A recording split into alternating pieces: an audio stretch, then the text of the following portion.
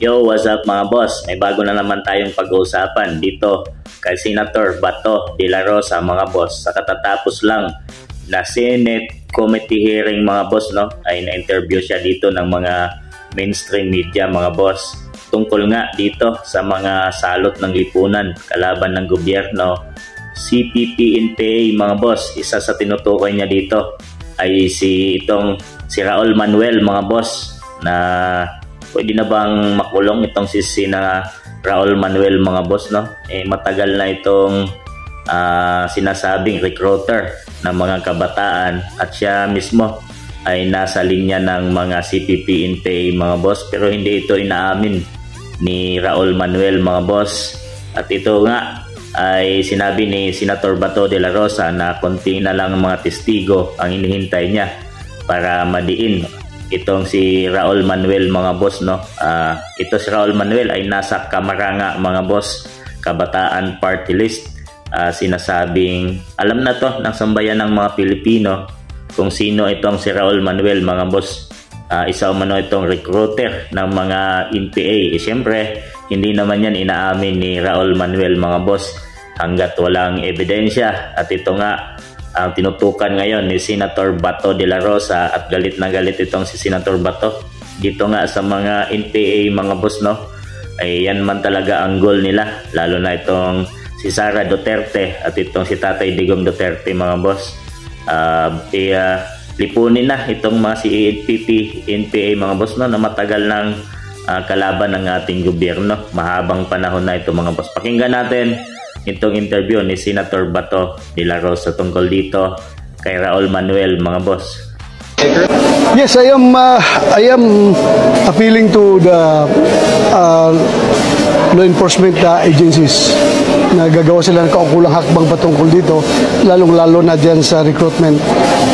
Hindi lang natin direkta siyang makakasuhan doon sa through the testimony na binigay sa atin ng ating mga resource persons during our Senate Committee hearing.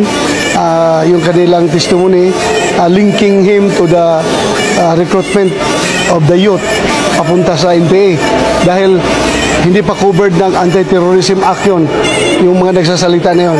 Hintayin natin na may bagong mag-surrender na mga kabataan na na-recruit ni Manuel after the effectivity of the Anti-Terrorism Act. So sa hearing po ninyo, na-establish po ninyo yung direct participation po ninyo Manuel sa recruitment ng CPP-NPA. Yes, it was really established.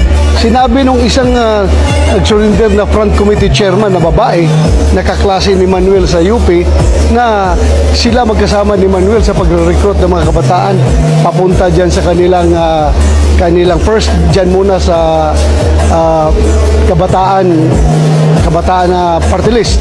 Then later on papunta sa KM, mag-underground na yung underground organization hanggang papunta na sa NPA.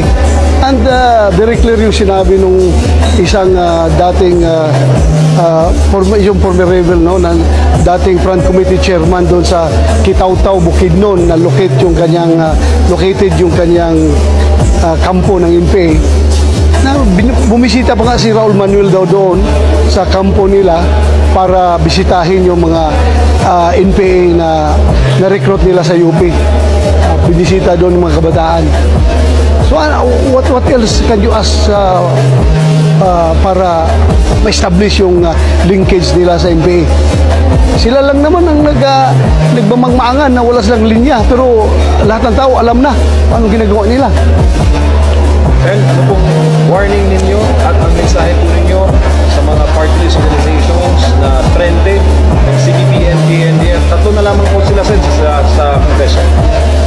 Well, ibig sabihin tatlo na sila. Ang tao ay dandahang nagigising na sa katotohanan. And darating rin panahon na mawawala rin kayo dyan sa Kongreso hanggat ang mga tao ay patuloy na ma-educate at patuloy na magigising sa katotohanan na kayo pala ay sumali dyan sa gobyerno para sirain ang ating gobyerno.